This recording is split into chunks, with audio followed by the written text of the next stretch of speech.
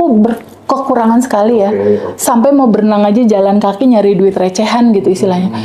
Di dalam nangis saat itu, di dalam nangis kecilku gitu, di dalam nangis aku masih kecil, aku tuh kayak ngejerit gitu loh, Ndra.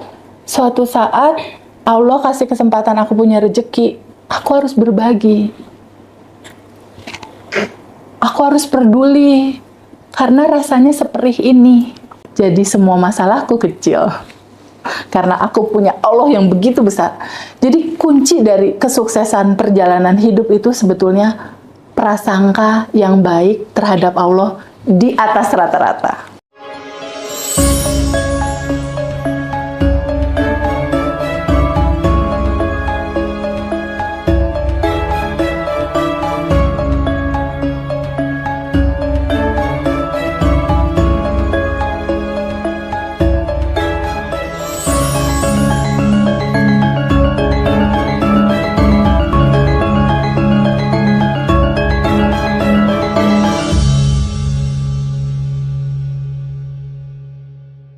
Oke teman-teman, akhirnya aku kali ini bisa ketemu Teh Feby langsung di Bandung. Yes, Bandung, betul. Pertemuan perdana ya.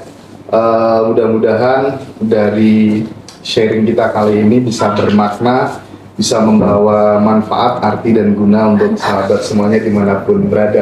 Masya Allah, yes. Feby kok bisa bahagia kayak gitu terus gitu ya. Iya. Aku pengen mulai dari ini dulu deh, dari masa kecilnya Teh Feby gitu ya.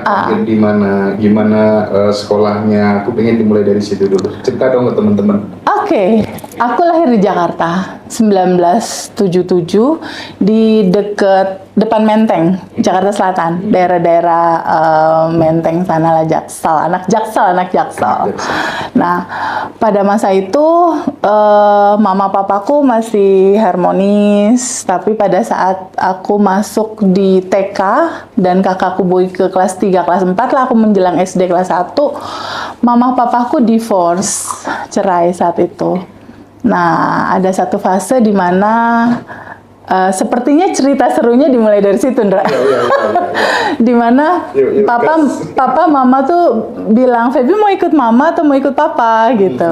Mau ikut mama atau mau ikut papa. Sebagai anak yang mencintai mama papa, bingung untuk milih gimana ya, mau ikut mama, kangen papa ntar. Mau ikut papa, kangen mama. Tapi akhirnya berjalan, Boyke juga sama ditanya seperti itu. Sampai akhirnya, jadi kita tuh dua bersaudara, Feby Suryanata sama Boyke Suryanata, kakakku. Kita tuh sampai kayak mutusin gak mau sekolah gitu setahun, gara-gara kayak demo gitu. Karena keluarga, akhirnya Boyke tinggal di Om yang waktu itu melahirkan pemahaman tentang kecintaan dia tentang Harley Davidson. Aku juga waktu itu nggak tinggal juga di mama waktu itu. Sempet akhirnya aku juga tinggal di nenek di Purwakarta sama Boyke. Masa itu tuh bener-bener apa ya, masa-masa kecil yang kayaknya nggak semua anak ngelewatin itu tuh. Masa yang memang harus bisa membawa diri, harus bisa, nggak bisa manja-manjaan sama papa, karena saat itu papa udah nikah lagi juga. Terus nggak lama kemudian, beberapa tahun setelah itu, mama juga nikah lagi. Jadi masa-masa dimana masih kecil pengen dirasakan penuh orang tua utuh tuh nggak ada. Aku rasa mungkin cerita endapan emosi itu berawal dari situ tuh.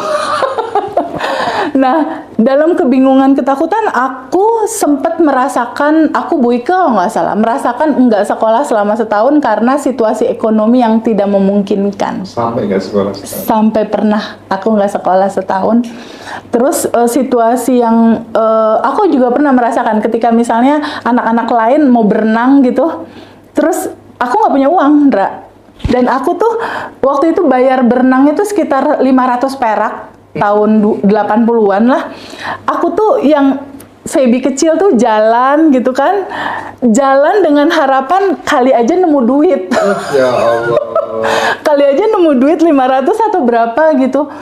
Sampai proses perjalanan akhirnya lama nggak tinggal sama mama. Aku akhirnya ikut papa. Terus aku punya stepmom. aku pernah mengalami satu fase di mana I have set, ya ibu tiri gitu istilahnya yang banyak warna banget lah saat itu. Aku pindah ke Bandung waktu itu. Tinggal di Bandung, mengalami satu situasi di mana anak-anak lain tuh orang tuanya utuh, sementara aku harus masak di dapur, nemenin nenek. Tapi anak-anak lain tuh bisa pergi ke mana main, aku nggak boleh main, aku cuci piring. Ngalamin tuh tekanan-tekanan batin yang ya Allah bahagia ya jadi mereka, bahagia ya jadi mereka, bahagia ya jadi mereka. Sementara aku nggak diperlakukan seperti itu gitu, situasi yang lalu tuh. Tapi semua berjalan sampai pada akhirnya aku kuliah di Bandung. Boyke juga kuliah di Bandung. Boyke duluan lulus, lalu Boyke berangkat ke Amerika. Nah, Boyke berangkat ke Amerika, aku kuliahlah di Unicom, ngambil komputer akuntansi di Pati Ukur. Nah, perjalanan cerita itu sampai di dunia dewasanya itu udah masuk pelajaran filsafat, Indra, ujungnya. Tapi kisah kecilku kurang lebih kayak gitulah. Nggak semua anak-anak melewati kepahitan perjalanan seperti itu.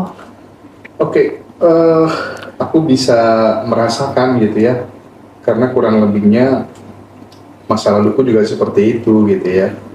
Jadi kelas 3 itu bapak sudah nggak ada gitu ya. Waduh, pokoknya pokoknya nggak enak lah ya. Oke. Tapi yang aku pengen konfirmasi ke Teh Feby, di saat kemudian ayah dan ibunya divorce gitu ya, terus kemudian sampai berhenti sekolah 1 tahun gitu, ada nggak sih semacam kayak, wah ini nggak bisa, kondisiku begini terus, nanti aku harus mengubah nasib gitu. Sesuatu yang diinginkan di masa depan tuh seberapa kuat gitu, Teh? Ya, kalau masa kecil waktu itu nggak kepikir gitu, Ndra. Karena belum sampai kepada pendewasaan seperti itu. Tapi trigger terbesar tuh pada saat aku kuliah. Nah, pada saat kuliah kan aku tinggal di tempat nenek, tapi step grandma gitu. Nah, di masa tinggal di nenek di Bandung waktu itu kan harus pandai-pandai membawa diri lah, ya cuci piring, ya masak, yang ngurusin keponakan baru lahir, baru bisa kuliah gitu. Satu hal yang aku merasa gini, pada saat waktu itu sempat ada beberapa saat lama di Jakarta, aku tuh tinggal di satu kota di Jakarta yang daerah itu tuh daerah sabu-sabu, daerah putau, daerah-daerah yang memang situasinya itu membuat pemuda kalau ada di sana udah pasti make, Ndra, udah pasti DO, udah pasti overdosis gitu istilahnya. Nah, di kala saat seperti itu akhirnya aku memutuskan, Feby mau tinggal di Jakarta tetap atau mau tinggal di Bandung? Aku memutuskan tinggal di Bandung saat itu karena yang tadi Hendra bilang itu, kalau seandainya aku tetap berada di dalam lingkungan seperti ini, pasti nasibku nggak akan jauh tuh dari lingkaran itu gitu. Nggak akan jauh dari lingkaran itu. Tapi kalau seandainya aku mau merubah nasib, aku harus pindah ke tempat baru. Makanya waktu itu pindah ke Bandung. Nah, satu sisi yang aku pikirkan gini, waktu aku di Jakarta itu kan free sex udah luar biasa banget, Ra. Jadi dari SMP tuh free sex tuh udah biasa. Tapi beruntungnya papaku memberikan nilai-nilai yang kayaknya nggak semua ayah menyampaikan itu.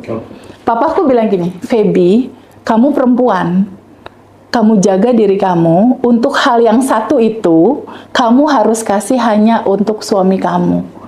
Karena itu sesuatu yang mahal untuk diberikan, gitu. Jadi waktu itu walaupun aku tinggal di Jakarta, itu terjaga gitu. Nah, tapi aku mikir, tapi kalau di dalam lingkungan kayak gini, gimana bisa dapetin yang baik? Akhirnya aku memutuskan pindah ke Bandung.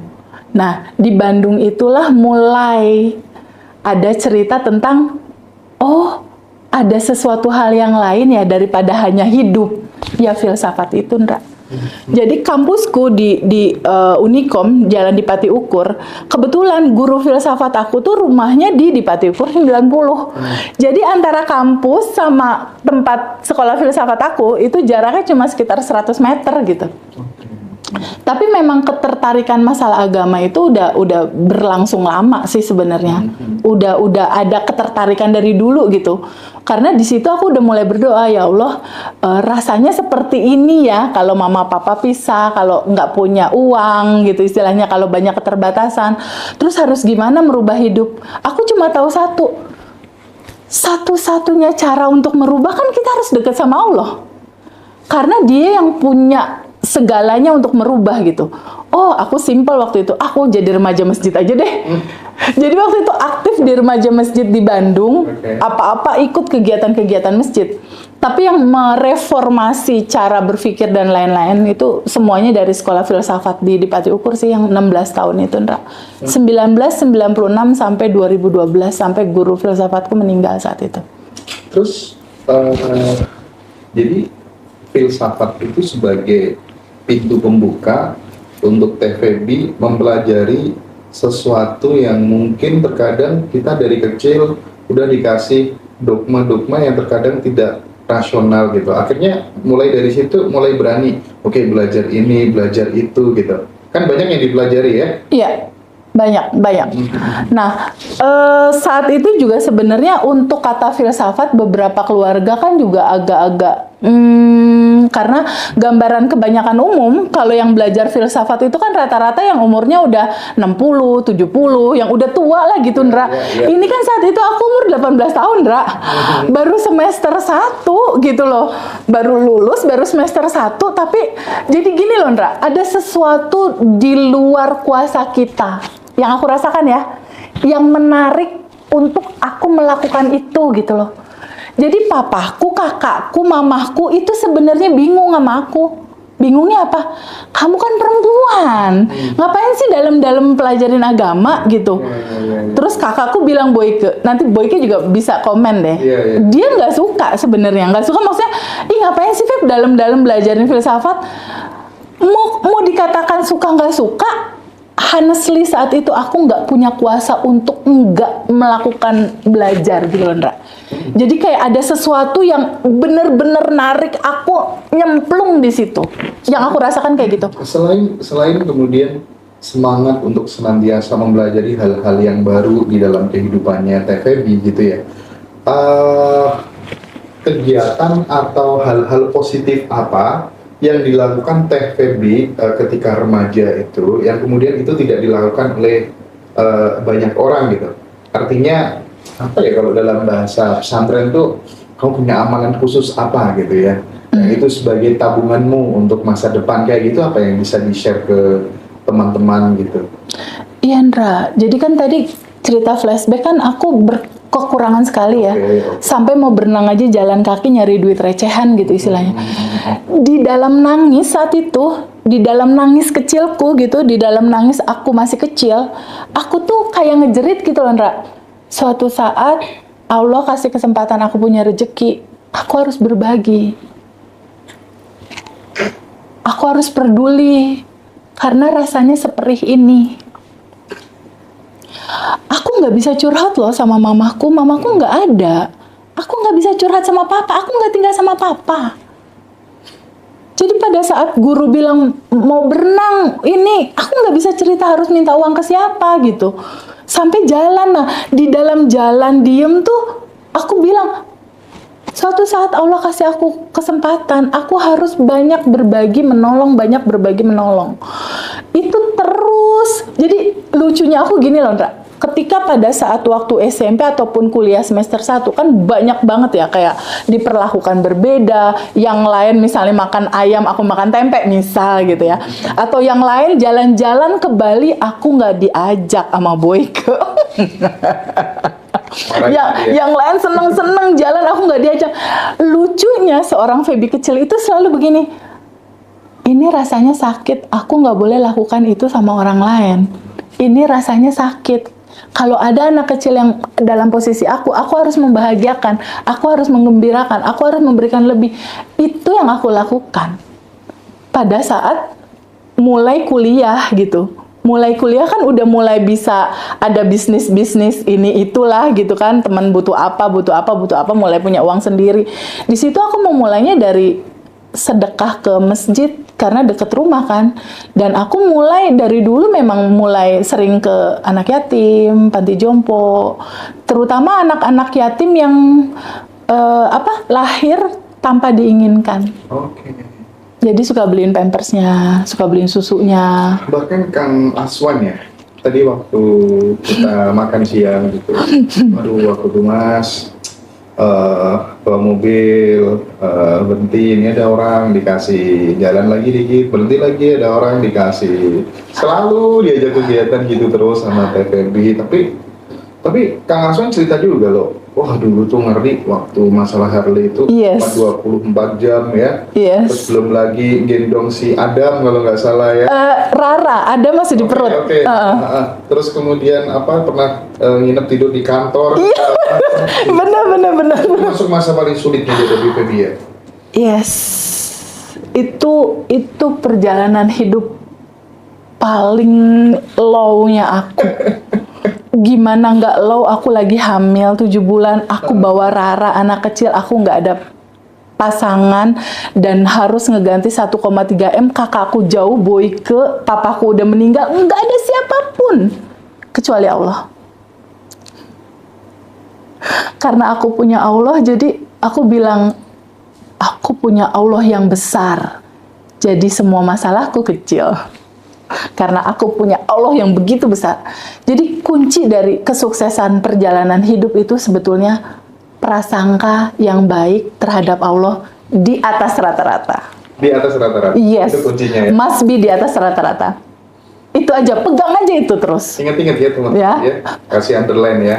Prasangka yang baik kepada Allah di atas rata-rata. Di atas rata-rata. Banyak tadi yang tanya, Mas channelnya kehack dan lain sebagainya. Iya, aku konfirmasi sekalian ya. Di depan orang yang istimewa juga, TVB gitu ya. Jadi channelnya kita itu kena hack teman-teman tanggal 14 Januari kemarin. Itu tidak hanya channel Ngaji Roso gitu. Jadi ada 14 channel yang aku bangun mulai di 2016 tuh semuanya ludes gitu ya. Tapi no problem gitu ya. Kabut akan segera berlalu, sinar mentari akan kembali bersinar menerangi bumi gitu ya. Jadi banyak pelajaran yang sangat luar biasa yang aku dapatkan, dan mau balik nggak balik aku tetap bahagia, aku tetap fight gitu ya. Jadi santai aja. Karena nggak enak, berharap balik itu juga nggak enak juga gitu ya. Betul. Makanya Mending dilepasin. Iya. Lepasin aja, Ndra. Serahkan kepada semesta yang maha tahu jalannya. Oke. Ya. Nah, teman-teman, tadi TVB sempat nyinggung tentang Allah dan lain sebagainya gitu ya, Teh ya. Ya. Tidak sedikit teman-teman kita itu yang bingung gitu ya, mencari jembatan untuk terhubung dengan Tuhan atau kecerdasan yang tanpa batas gitu, atau apapun lah ya. Apapun nama itu disebut ya. Aku pengen ada brainstorming gitu ya tentang hal ini gitu supaya teman-teman mudah gitu. Ya. Tapi sebelum TVB jelasin, ini karena banyak pertanyaan. Boleh. Jadi teman-teman sementara atau mungkin langsung subscribe aja di channel Ngaji Roso eksklusif gitu. Jadi nanti akan banyak channel yang bermunculan, jangan kaget. Ada Ngaji Roso eksklusif, Ngaji Roso Reborn, ada Ngaji Roso official, ngajiroso.com ya. Nah, Masya Allah. aman. Dan ikutin juga channel Abundant Revolution-nya TVB. Ya, ada 2 channel, Abundant Revolution TVB sama TVB Abundant Revolution. Di situ akan banyak konten-konten yang top nanti ya.